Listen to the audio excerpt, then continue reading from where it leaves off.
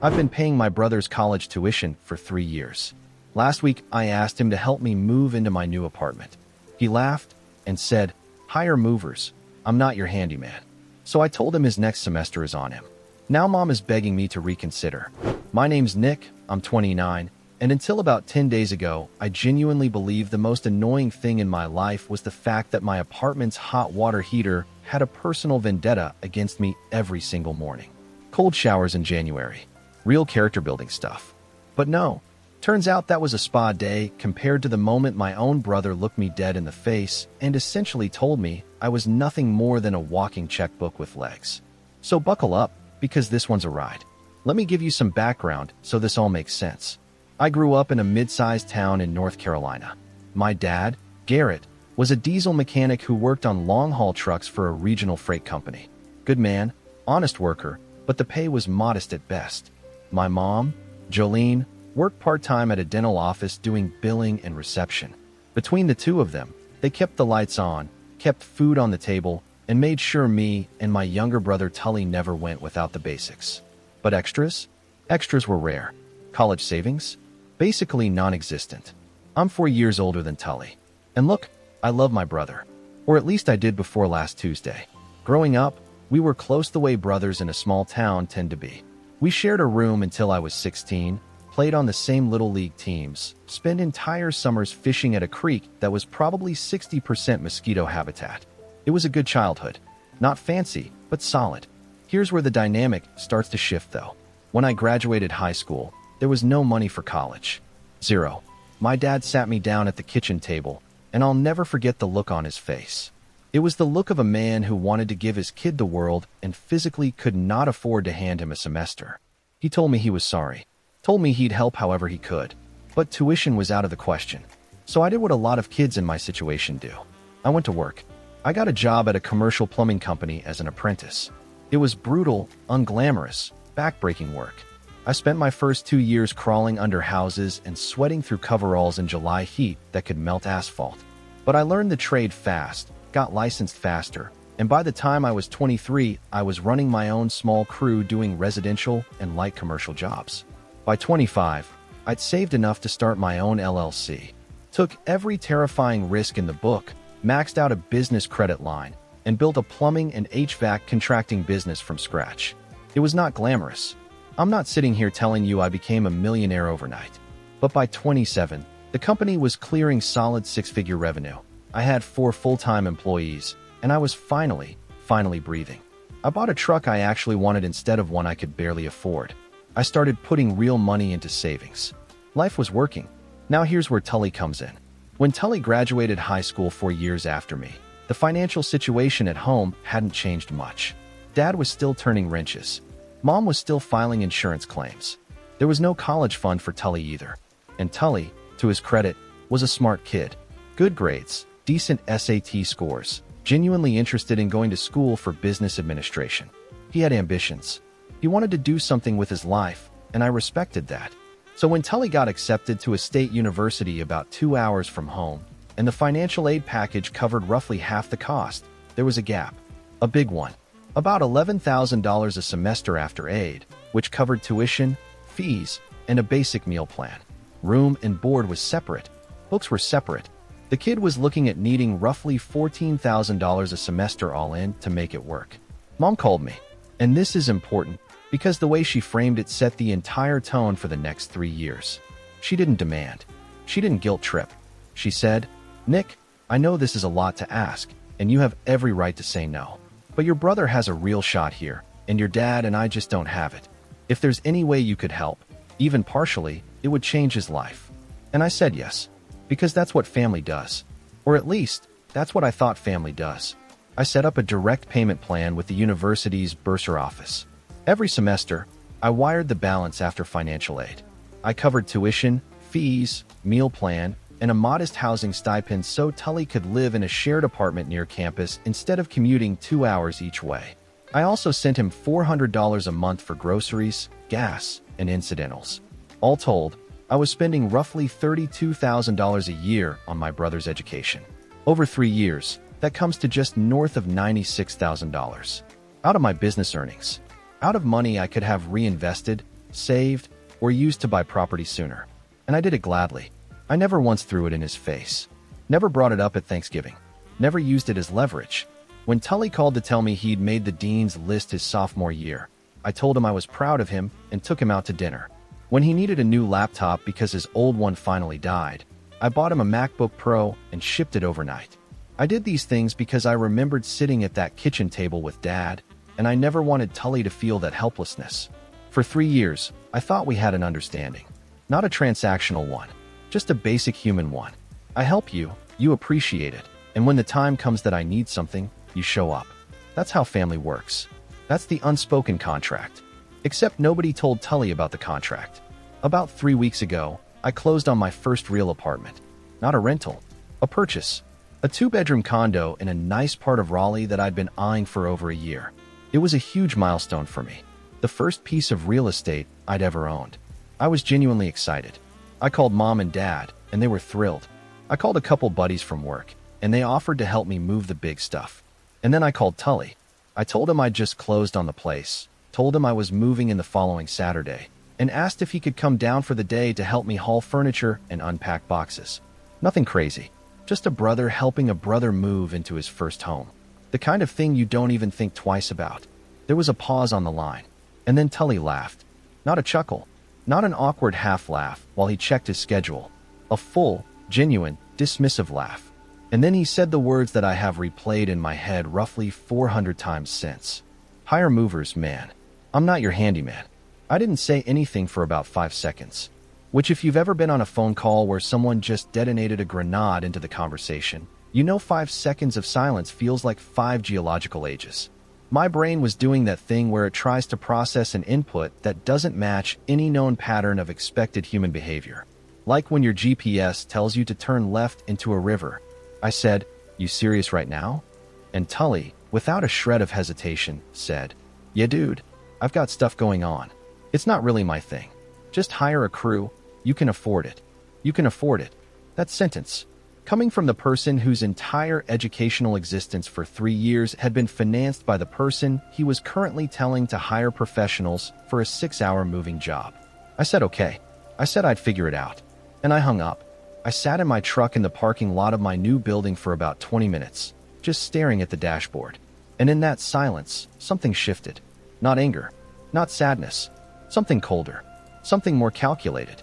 Because in that moment, I realized that Tully didn't see me as a brother who had sacrificed for him. He saw me as an ATM with a heartbeat. And ATMs don't need help moving. ATMs just dispense cash and shut up. That night, I opened my banking app and pulled up every single transfer I'd made to that university over the past 3 years. Every tuition payment, every housing wire, every monthly stipend. I screenshot every single one. And then I started doing math. Because Tully's fall semester was 11 weeks away, and the bursar's office was going to be expecting a payment I was no longer sure I wanted to make. So here's the thing about being told to hire movers by the person you've been bankrolling for 3 years. It doesn't hit you all at once. It's more like a slow leak. At first you're confused. Then you're annoyed. Then, around hour 6 of replaying the conversation while assembling an IKEA bookshelf by yourself, you cross into a territory I can only describe as Arctic clarity. Every emotion just drains out, and what's left is pure, clean, strategic thinking. The move happened that Saturday without Tully. My buddies Wes and Deacon showed up with a case of beer and a borrowed dolly, and we got everything into the new place by 4 in the afternoon. Wes, who's known me since we were on the same plumbing crew at 20, asked me why Tully wasn't there. I just said he was busy. He gave me a look that said he wasn't buying it. But he didn't push. That Sunday, I sat down at my kitchen table and started going through 3 years of financial records. Not emotionally, clinically, like I was auditing a subcontractor. Semester 1, fall 3 years ago. Tuition balance after aid, $10,800. Housing stipend, $3,200. Monthly allowance over 4 months, $1,600. Total, $15,600. Semester 2, spring. Tuition, $11,200 because fees went up. Housing, $3,200. Allowance, $1,600. Plus a $900 emergency car repair I covered when his alternator blew. Total, $16,900. I went through every single semester like this. Year 2, I covered a summer session too because Tully wanted to get ahead on credits. That was an extra $4,800. Year 3 included the laptop, a $200 textbook package, and a $600 plane ticket home for Christmas because Tully said he couldn't afford gas for the drive. By the time I added it all up, the total was $97,400. Almost $100,000. From my pocket. From a business I built with my own 2 hands while Tully was learning about supply chain management in an air-conditioned lecture hall. And what had Tully given me in return? A phone call on my birthday most years. A text that said, "Thanks, bro," after the first tuition payment. And a laugh when I asked him to help me move a couch. I know what you're thinking. You're thinking I should have set expectations from the start. And you're probably right. But here's the thing about being the older brother who steps up. You don't do it with conditions because you think the conditions are obvious. You think being a decent human being is a condition that comes pre-installed. Apparently, it requires a software update that Tully never downloaded. Now, I want to be clear about something. I didn't make my next decision in a rage. I didn't fire off an angry text or call Tully screaming. That's not how I operate. When I'm upset, I get quiet. I get organized. I open spreadsheets. That's my version of a primal scream. The following Tuesday, I called Tully, kept it casual, asked how his summer was going. He was working a part-time gig at a campus coffee shop, just for spending money, since his actual living expenses were covered by the Bank of Nick. We chatted for 10 minutes, and then I said it. Hey, I wanted to give you a heads up about the fall semester. I'm not going to be covering the tuition this time around. Silence. The kind where you can hear someone's brain trying to reboot. Wait, what? I've been thinking about it, and it's time for you to take that on. There's loans, financial aid appeals, work study. I'll help you look into options, but I'm not writing the check this time. Nick, you can't be serious. The semester starts in like 11 weeks. That's why I'm telling you now instead of in August. Then Tully's voice changed. Sharper, more accusatory. Is this because of the moving thing? I could have taken the bait. I didn't. It's not about one thing. It's about a lot of things. The bottom line is, I've been covering your education for 3 years, and it's time for you to step into that responsibility. That's all. Tully went off. That intense, clipped, borderline hostile tone people use when they're furious but trying to sound reasonable. He told me I was being petty. He said, "You make good money, Nick. This isn't even a big deal for you." That one landed. Not because it was true, although the money was real and it came at a real cost to my savings, but because it revealed exactly how Tully saw me. He genuinely believed that because I made a decent living, I owed him a percentage of it. Not as a gift, not as a favor, as an entitlement. Like I was a utility bill he'd been auto-paying from someone else's account. I told him my decision was final. I wished him luck with the financial aid office.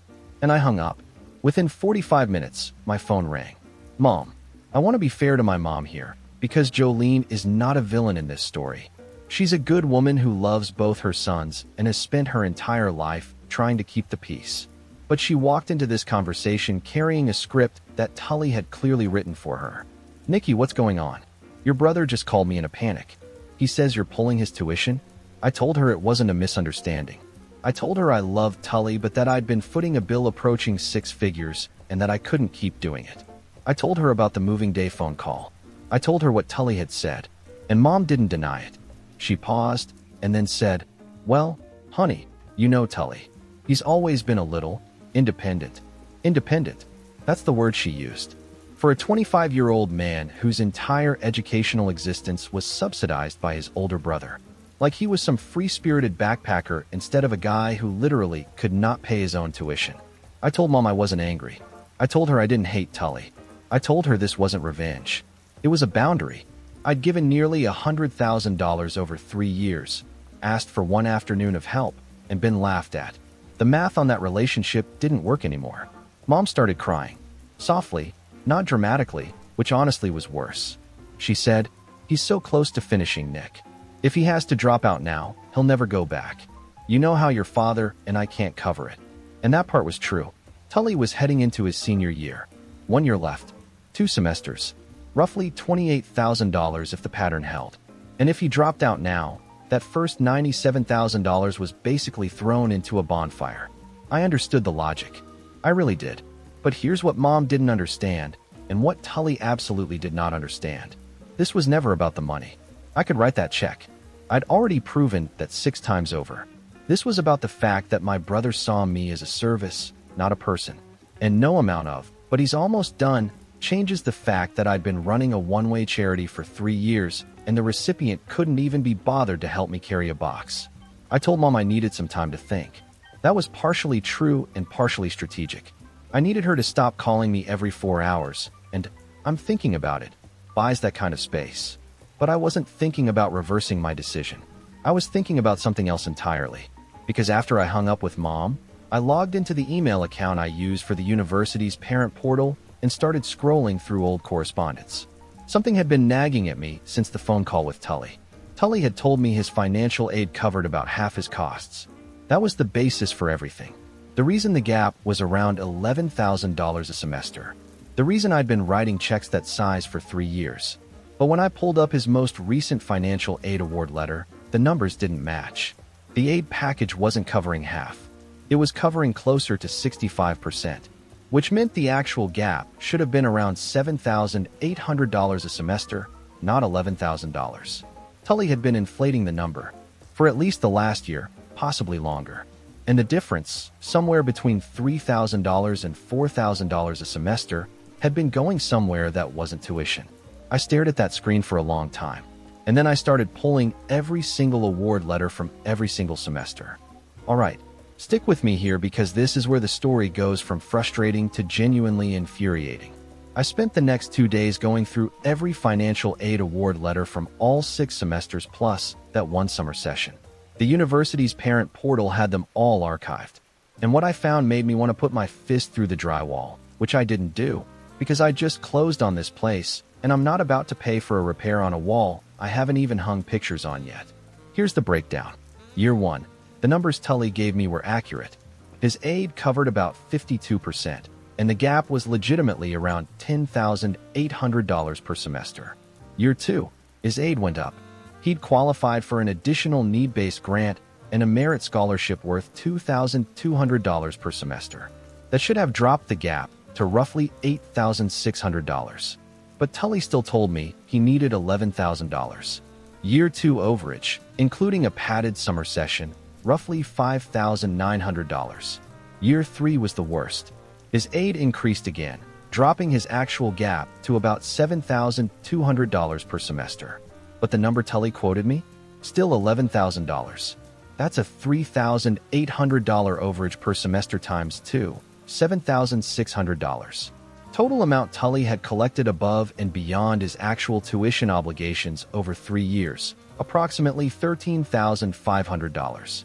Now I want to be precise here because I know some of you are going to ask. The payments I made went directly to the bursar's office, so the tuition itself was always paid correctly. What happened was that Tully would tell me the amount he needed, I'd send it, the bursar would apply what was owed, and the overpayment would generate a credit balance on his student account. And guess what universities do with credit balances? They refund them directly to the student, usually via direct deposit. So every semester for at least the last 2 years, Tully had been receiving a refund check from the university, funded entirely by the money I overpaid, and depositing it into his personal bank account without ever telling me. $13,500. My brother had been quietly stealing $13,500 from me, one inflated number at a time, while I smiled and told him I was proud of him for making the dean's list. I'm not going to pretend I stayed perfectly calm when I figured this out. I definitely stood up from my desk and paced around my apartment for about 15 minutes like a man trying to decide whether to call a lawyer or drive 2 hours to a college campus and have a very loud conversation in a very public place. But I chose the lawyer, because that's who I am. I solve problems with paperwork, not with drama. I called Emmett Price. Emmett is the attorney who helped me set up my LLC. One of those guys who looks like he should be coaching high school football, but actually has a legal mind like a bear trap. I told him everything. The tuition payments, the moving day insult, the inflated numbers, the refund scheme. Emmett listened and then reframed the whole thing for me. Nick, what you've described with the inflated amounts is straightforward. He made false representations about the cost of his education to induce you to pay more than was owed. At minimum, you have a strong, unjust enrichment claim for recovery of those overpayments. He told me to document everything and check whether Tully had ever referenced the specific amounts in writing. So I went hunting, and the texts were there. Every semester, Tully would send me a message along the lines of, "Hey, just got the bill for next semester. Looks like it's going to be about $11,000 after aid, same as last time." Emmett said those texts were gold. I told Emmett I wasn't ready to file anything yet, but I wanted the case fully prepped. A demand letter drafted, every number verified, every text message printed and time-stamped. The whole package organized so that if Tully or my mother tried to rewrite history, I had receipts. Literal, court-admissible receipts. Emmett charged me a flat fee of $1,500 to put the package together. Best money I've ever spent. While Emmett was working on the legal file, I did something else. I called the university's financial aid office directly, identified myself as the authorized payer on Tully's account, and asked them to walk me through his current aid status. The woman I spoke to was professional, thorough, and unknowingly devastating. She confirmed everything I'd found in the portal. Tully's current aid package covered approximately 65% of his costs. His actual balance due for the upcoming fall semester, assuming he re-enrolled, was $7,340. Not $11,000. Not even close. I thanked her and hung up. And then I sat very still for a very long time. Here's the part that kept eating at me. If Tully had just been honest, I probably would have kept paying. If he'd come to me and said, "Hey, my aid went up, but I could really use some extra for rent and groceries," I would have said yes. I was already sending him $400 a month. I wasn't tracking his spending. I wasn't auditing his lifestyle. I trusted him, and he used that trust as a loophole to skim money off the top of my generosity. During this entire 2-week stretch, Tully and I had minimal contact. He'd sent me 2 texts. The first said, "Can we talk about the tuition thing? I think you're overreacting." The second, sent 3 days later, said, "Mom says you're still thinking about it. Just let me know." Both texts were carefully worded. Not apologetic, not grateful, just transactional, like a vendor following up on an overdue invoice. I didn't respond to either one.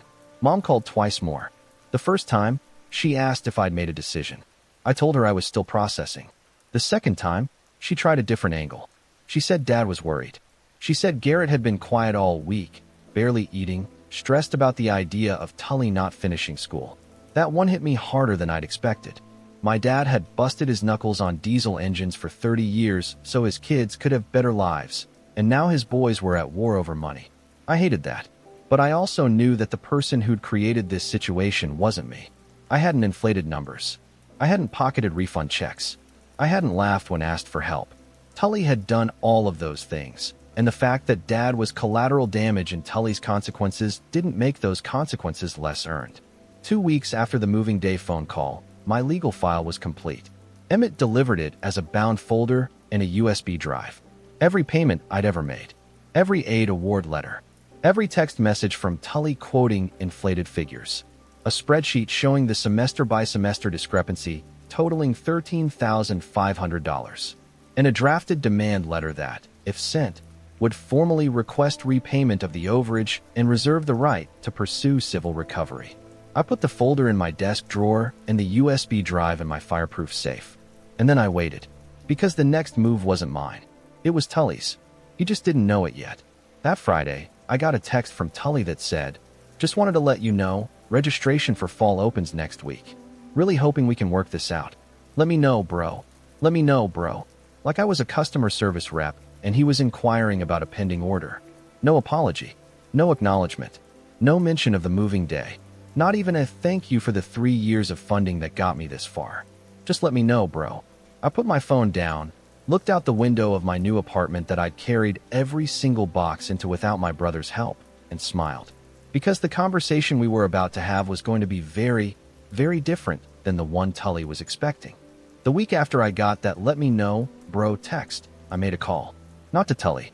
Not to Mom. I called my dad directly. Now, I hadn't talked to Garrett one-on-one about this whole situation yet. Everything I'd heard about his reaction had been filtered through Mom, and frankly, I wanted to hear from the man himself.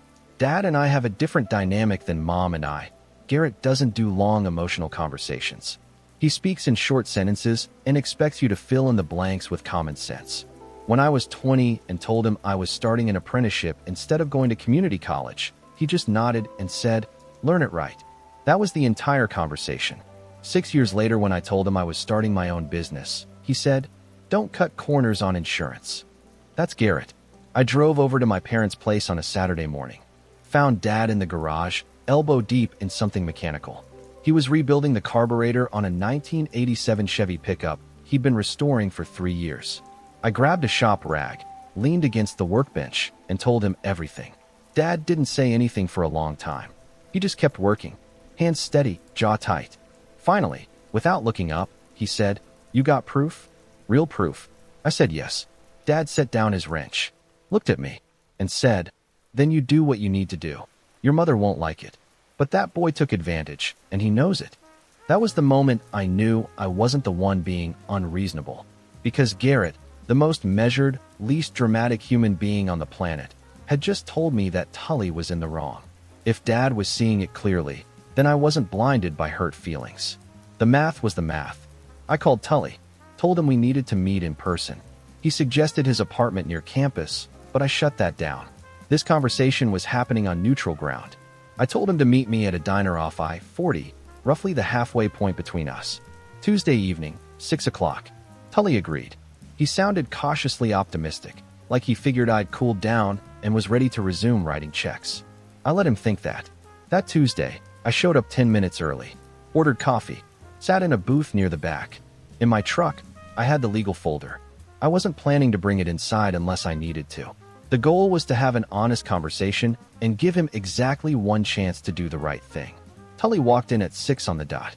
He was wearing a college hoodie and jeans, looking like he'd just rolled off campus, which he had. He slid into the booth across from me, ordered a sweet tea, and started with small talk. "How's the new apartment? How's the business? Did I catch the Panthers game?" I let him do his thing for about 5 minutes. And then I said, "Tully, I need to talk to you about the money. And I need you to be honest with me." His smile faded. "All right, what about it? How much does your financial aid cover?" He didn't blink. "About half. Same as always." "That's not true," I said. "And I think you know that." The shift in his body language was immediate. He didn't recoil or look guilty. He got defensive, straightened up, crossed his arms. "What are you talking about?" "I pulled your aid award letters from the portal. Every semester. Your aid hasn't covered 50% since year 1. Last year, it covered 65%. The actual gap was around $7,300 a semester, not $11,000. You've been telling me the wrong number for 2 years. Tully's face went through about 4 expressions in 3 seconds. Surprise, calculation, damage assessment, and then a landing spot between annoyed and cornered. "Okay, look, the numbers shifted a little. I wasn't trying to scam you. I used the extra for books and living expenses the stipend didn't cover. I was already sending you $400 a month for living expenses," I said. "You had a stipend, a meal plan, and spending money. What was the extra $13,500 going toward?" "You're out of your mind with that number." I pulled out my phone and showed him the spreadsheet. Award letter amounts versus what he told me he needed. The surplus refunded to his student account. I watched his eyes track down the columns and saw the exact moment he realized I had every cent mapped, dated, and sourced. He pushed the phone back slowly. "This is ridiculous," he said, voice flatter now. "You're seriously going to turn paying for my school into an audit? I'm your brother, not a contractor. Which is why I didn't charge you interest or question you when you told me what you needed. I trusted you, and you inflated the numbers and kept the difference." He leaned back, jaw tight, eyes scanning the diner like he was looking for an escape route. And then he said something that honestly hurt more than the original moving day phone call. "Dude, you didn't even notice for 2 years. That's on you. I'm not your handyman. You can afford it. You didn't even notice." Every sentence out of this kid's mouth was designed to make his choices my fault. I didn't raise my voice. I didn't slam the table. I just sat there, coffee getting cold, and recalibrated the last shred of grace I'd been holding in reserve. "Here's where we are," I said. "I'm not paying for your fall semester. That decision is final, and it was final before I found out about the money. The tuition thing just confirmed what the moving day made obvious. You don't see what I've done for you as a sacrifice. You see it as a service, and I'm shutting that service down. Nick, come on. I'm not done. The $13,500 in overpayments. I have a legal demand letter drafted. I haven't sent it. If you want to avoid that, you come up with a repayment plan. Doesn't have to be all at once. I'm not trying to destroy you, but you're going to acknowledge what you did, and you're going to pay it back. Tully stared at me. You'd actually sue your own brother? I didn't steal from my own brother. So I guess we're both capable of things the other didn't expect. We sat in silence for what felt like a full minute. Tully picked up his sweet tea, took a long sip, and set it down. I need to think about this. Take your time. Registration opens next Monday. The demand letter goes out in 30 days if I don't hear from you. I left money on the table for the bill and walked out. Got in my truck, drove home, and sat in my apartment in the dark for about an hour. Not because I was sad, because I was decompressing. That conversation had taken more energy than any job site negotiation I'd ever had. 3 days passed. I heard nothing from Tully, but I heard from Mom. Twice. The first call was confused. Tully had apparently told her that I was making accusations about money and threatening legal action for no reason. He had not, interestingly, mentioned the $13,500 or the inflated aid numbers. Just that I was being aggressive and unreasonable. Mom asked me what was going on. I told her to ask Tully for the specifics because I wasn't going to play telephone with the truth. The second call came 2 days later, and Mom's tone was completely different. Quieter. Heavier. She said, I talked to your brother. He told me about the aid money. What did he say? He said the numbers were off. That he used some of the extra for expenses. Did he tell you how much? Long pause. He said about 4 or 5,000. It's 13,500, Mom. I have every document. Silence. And then, very softly, oh, Tully. That, oh, Tully, broke something in the family narrative. Because Jolene, the peacekeeper, the bridge builder, the woman who had been gently advocating for her younger son for weeks, had just heard the number. And the number was too big to rationalize. 2 more days of silence. And then, at 11:15 on a Thursday night, my phone lit up. A text from Tully. The bursar locked my registration. They said there's no authorized payer on file anymore. Did you remove yourself from my account? I read the text twice. Smiled. Because I had, in fact, called the university's billing office that morning and formally removed myself as the authorized payer and responsible party on Tully's student account. Emmett had confirmed I had every right to do so since the arrangement was voluntary and not contractually binding. Tully's next semester wasn't just unfunded. His entire financial infrastructure, the one I'd built, maintained, and quietly powered for 3 years, had just gone dark. And judging by the frantic tone of that text message, he was only now beginning to understand what that actually meant. That Thursday night text was just the opening act. By Friday morning, my phone looked like a disaster alert system. 7 missed calls from Tully, 3 from Mom, 1 from Dad, which was unusual because Garrett communicates by phone roughly as often as he communicates by interpretive dance. And a string of texts from Tully that escalated like a man watching his house flood 1 room at a time. 6 in the morning. Nick, seriously, call me. I can't register for classes without a payer on file. An hour later. This is insane. You're really going to tank my senior year over a moving day argument. Around 9, Mom is freaking out. Dad won't even talk to me. Are you happy now? And just before lunch, the one that told me everything. Fine. You win. Call me. You win. Not I'm sorry. Not I was wrong. Just you win. Like this was a poker game and I played a better hand. Tully wasn't remorseful. He was cornered. And there's a canyon-wide difference between the two.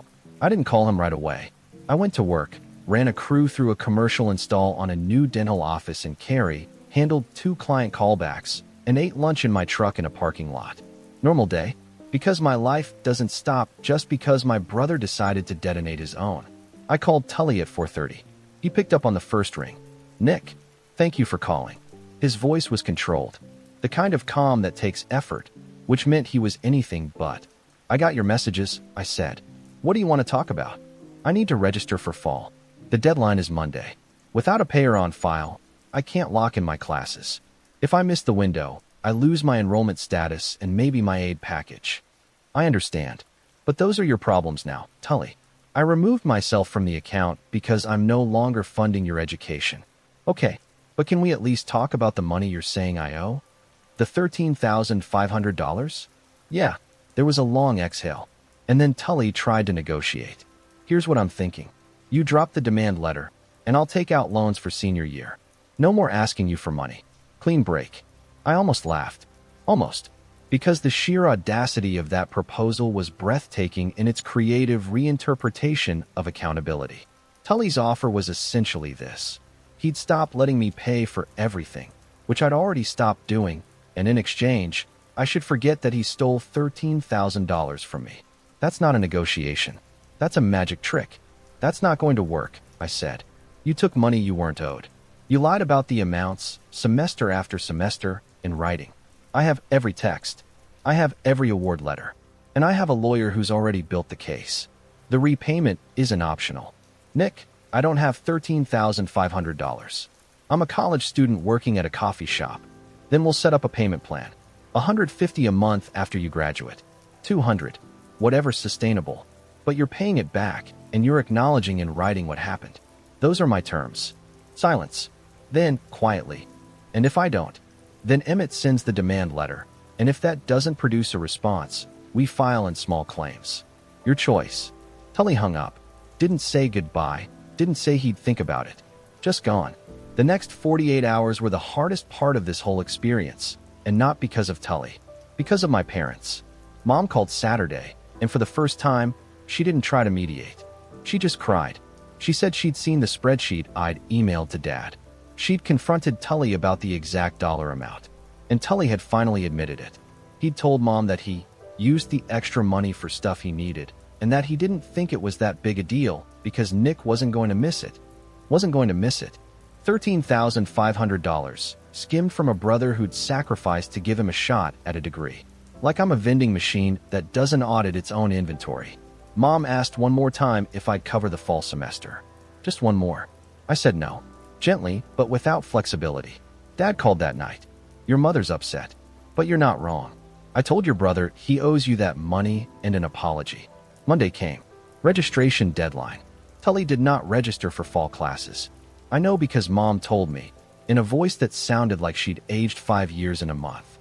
Tully's enrollment status shifted to inactive. His aid package was suspended pending re-enrollment. The clock on his senior year had officially stopped. 2 weeks later, Tully sent me an email. Not a text. An email. And I could tell immediately that someone had helped him write it. Probably a campus counselor or a friend with more emotional intelligence than Tully typically displays. The email was 3 paragraphs. The first acknowledged that he'd misrepresented his financial aid amounts for 2 years. The second acknowledged that the overpayments totaled approximately $13,500 and that he had no justification for keeping the surplus without telling me. The third proposed a repayment plan, $200 a month starting 6 months after he graduated or found full-time employment, whichever came first. It was not a warm email. It was not a heartfelt apology. It read like a legal settlement written by someone who'd been told, probably by Dad, that this was the only path forward. But it was an acknowledgement. In writing. And that mattered. I forwarded it to Emmett. He reviewed it, suggested minor adjustments to the repayment terms to include a written promissory note, and drafted a simple agreement. Tully signed it. I signed it. Emmett notarized it. The $13,500 repayment was now a legally binding obligation. Not a family favor. Not a handshake. A document. Now, here's the part some of you might disagree with, and I'm fine with that. After the agreement was signed, I told Tully that if he re-enrolled for the spring semester, I would cover the actual tuition gap, the real number, $7,340, as a one-time final payment. No housing stipend. No monthly allowance. No extras. Just the tuition balance so he could finish his degree, because despite everything, I didn't want 3 years and $97,000 to be worth nothing. That's not generosity. That's math. You don't abandon an investment at 95% completion out of spite. But I attached conditions. The payment would go directly to the bursar with my own verification of the amount owed. Tully would provide his aid award letter to me directly, not verbally, not paraphrased, but the actual document forwarded from the financial aid office. And the promissory note for the $13,500 repayment would remain active and enforceable regardless. Tully accepted. He re-enrolled for spring. I paid the $7,340, and I made it very clear, in writing, that this was the final payment I would ever make toward his education. Period. Full stop. No encores. That was 5 months ago. Tully is finishing his senior year right now. We have not spoken since the agreement was signed, outside of one brief exchange at Christmas dinner where we were civil but not close. We sat at opposite ends of the table. We said hello. We said goodbye. That was it. Mom still hopes we'll reconcile. She brings it up every time I call her. I tell her the same thing every time. I'm not angry. I don't hate Tully. But trust, once you prove it was misplaced, doesn't just regenerate because somebody needs it to. Tully showed me who he was when he laughed at me for asking for help. He confirmed it when I found out he'd been pocketing my money for 2 years. And until he demonstrates through sustained action, not a counselor-drafted email, that he understands what he did, we don't have the kind of relationship where I take his calls on a Tuesday night just to chat. Dad and I are closer than ever. We finished restoring that Chevy pickup together. It runs like a dream. Every Saturday morning, I drive over to his garage, and we work on something, sometimes the truck, sometimes a lawnmower, sometimes nothing at all. We just stand there drinking coffee and not talking, which, if you know Garrett, is his version of a bear hug. My business had its best quarter ever this past winter. I hired 2 more technicians and bought a second service van. The condo is fully furnished. The hot water heater has been replaced. And every morning, I wake up in a home that I own, that I earned, and that I moved into with the help of 2 friends and 0 input from the brother whose education I financed with money I'll never fully get back. Tully's first repayment of $200 is due next month. I'm not holding my breath, but I'm also not losing sleep. Because the most important thing I learned from all of this isn't about money or revenge or family loyalty. It's that the people who are willing to help you will always be tested by the people who are willing to use you.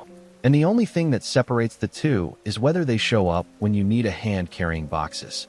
Thanks for reading, everyone. Go hug someone who actually shows up for you.